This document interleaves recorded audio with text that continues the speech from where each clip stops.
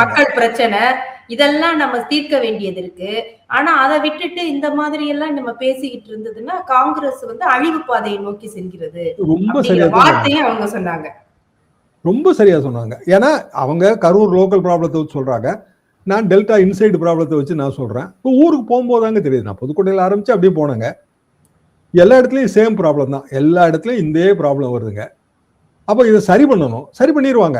ஆனா அதுக்கு எல்லாரும் ஒற்றுமையா இருந்தா தான் முடியும். அப்ப 25 தொகுதியை எய்ம் பண்ற ஒரு கட்சி 10%, 25 தொகுதினா 234 10%. அவங்க எய்ம் பண்றது 50னா 20%. அப்ப 20% இந்த ப்ராப்ளத்தை எல்லாம் சரி பண்றதுக்கு நீங்க உழைச்சீங்களாங்கிற கேள்வி வருதா வரலையா?